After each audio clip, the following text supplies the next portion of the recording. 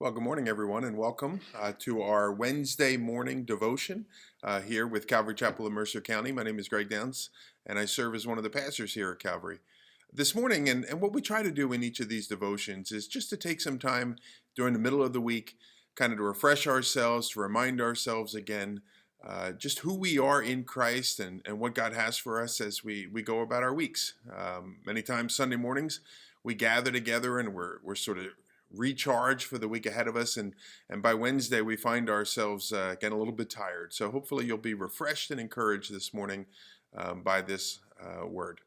This morning I would like us to consider just a few verses in Deuteronomy chapter 34. Deuteronomy 34. We have been making our way through the book of Deuteronomy on Wednesday evenings, and actually chapter 34 is the last chapter of the book. And so this evening, as we gather, we will finish our study, which has been a number of months now, 5-6 months.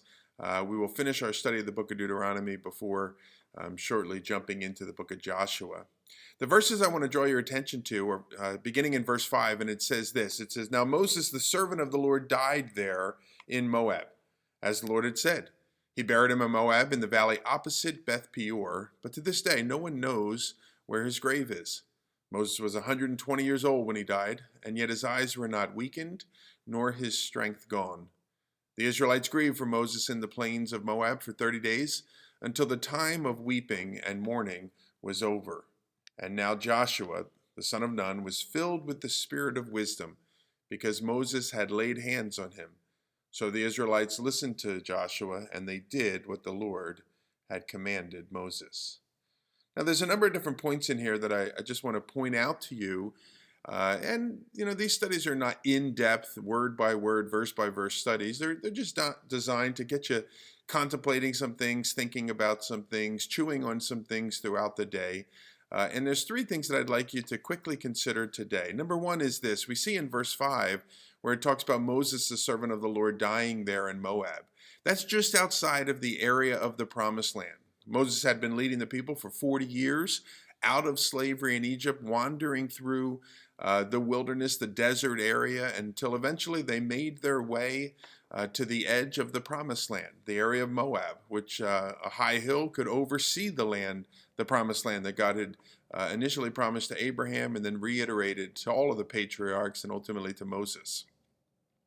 And the Lord had told Moses that Moses would not enter into the land, but that God would show him the land, reveal to him that which they had been working, if you will, so hard for all of those years, but that it was going to be another. It was going to be Joshua that would lead him into the land. And so Moses would go up onto that mount. Moses would die on that particular mount. But notice this about Moses. Verse 5 says, "And Moses, the servant of the Lord." Now, you think of all of the things that it could have said to describe Moses. It could have said something to the effect of, now Moses, the one that led the children of Israel out of slavery. Moses, the one that led them as they crossed through the Red Sea. Moses, the one that performed all of the miracles. It could have said those things, all positive things.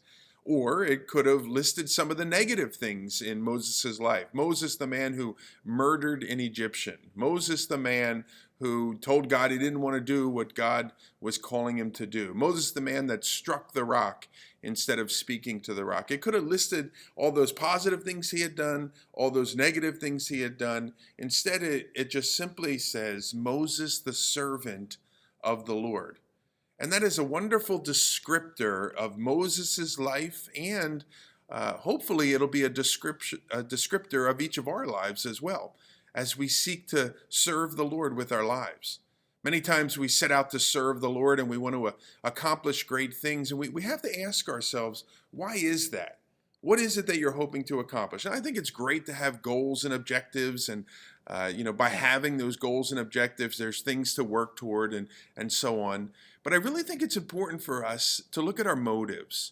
What are we trying to accomplish? When we witness and share our faith with other people, is our objective truly and solely so that person may come into a personal relationship with God themselves? Or is it so that we can go back to our small group and say, hey, I led 5 people to the Lord, and that others might look to us and say, wow, you're such a wonderful person. Are we trying to pour into a ministry so that we can say, we have the biggest youth group or the biggest young adult group or the biggest small group or the biggest church in town or these sorts of things? Again, what is our motive? Moses' motive was that he might be a servant of the Lord, that the Lord would be magnified and the desires of the Lord would be those that would be fulfilled. And so this is the first thing that we're reminded of this morning, just to consider and to think about. Check our motives for ministry. Whose name are we seeking to elevate? Are we truly being a servant of the Lord? Or is our ministry efforts sort of serving us so that they might accomplish what it is we're trying to accomplish for our own glory and for our own gain? We want to be very careful with that. Next, you'll notice in verse 8, it says that the Israelites grieved for Moses in the plains of Moab for 30 days, until the time of weeping and mourning was over. Moses had literally led the people for 40 years, and he had literally served as their go-between for the people and God. Moses would speak to God, and God would come and report essentially to the people what it was that God had said. Moses was a man that met with the Lord. It'll tell us face to face. He heard the voice of the Lord. Moses performed miracles under the power of the Lord. Moses guided the people and he directed the people as he was directed and led by the Lord. Moses was a great man of God. A few verses later in this chapter, it'll be written that there was none other that came after him that was as great as he was, or something to that effect. And of course, we know until the days of Jesus Christ, there was no other man who served the Lord as Moses did, as prophet, as priest, if you will, and as king, again, if you will. Moses didn't have that title, but he served in that role as prophet, priest, and king. No one greater than Moses until that day. And thus it was right and it was natural for the people to mourn his death for 30 days. But I want you to see here, it was not right and it would not be natural for them to continue to mourn his death and to cease from moving forward. Now, no doubt, 2 months later, 5 months later, a year later, there may still be sadness that their loved one is gone. But for them to stop moving forward because their leader had died would be a tragic mistake. As we see, ministry must go on, and the work must continue. And to ensure that it does, God always faithfully raises up another or others to continue the ministry. And that's what he does here. Verse 9 tells us, "Now Joshua, the son of Nun, was filled with the spirit of wisdom because Moses had laid his hands on him. And so the Israelites listened to him and did what the Lord had commanded them." Moses had told the people that Joshua was to be his successor. Moses had laid his hands on Joshua, commissioning him to the work. And the people obeyed and they followed Joshua. You look at Joshua's life, what a testimony that is. I don't think Joshua is the one that many of us or many of those Israelites would have selected to be the leader. Joshua's job was to serve Moses. One of the versions of the Bible uses the word, he was to minister to the needs of Moses.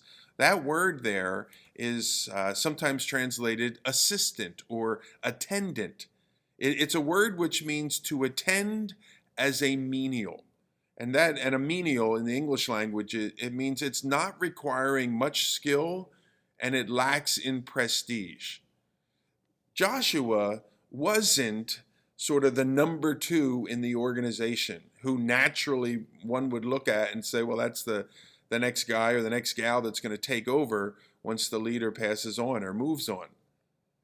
Joshua instead was a menial, a servant who performed the menial tasks.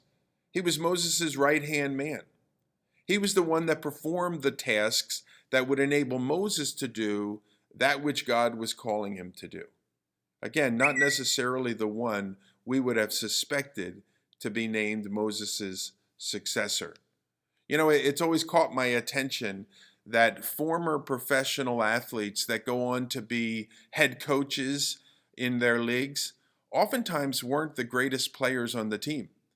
Oftentimes you find that the player that was the backup catcher, or maybe the ninth or 10th guy on the bench in professional basketball or something like that, it's oftentimes those individuals that go on to be the head coaches themselves when their playing career is over. And I think part of that reason is because they're sitting on the bench alongside of the current head coach. And they're hearing and they're listening and they're watching and they're observing and they're learning. And thus, when it is their turn, if you will, they've been prepared for that role. They faithfully performed the role that they had at that time so that they would be prepared for the role that God would have him in the future.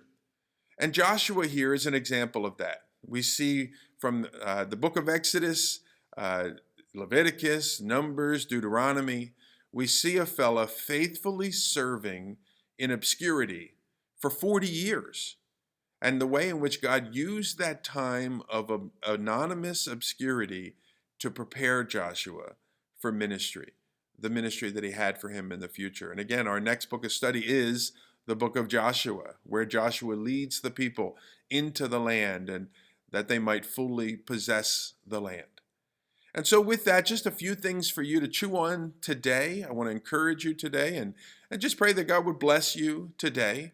Again, as we look at our friend Moses, he was a servant of the Lord, not of himself. And so we remind ourselves to check our motivations. And then we look at the sort of the practical example of Joshua, who faithfully served, and how God used that time of faithfulness to prepare Joshua for the calling that he had, the greater calling, if you will, he had on his life for the kingdom of God. Okay, God bless you.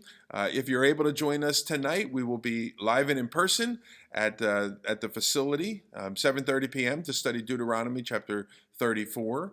If you're still not yet comfortable coming out, we'll be on Zoom as well, and you can get that link and log on and join us in that particular way. Thank you so much for being here, and God bless.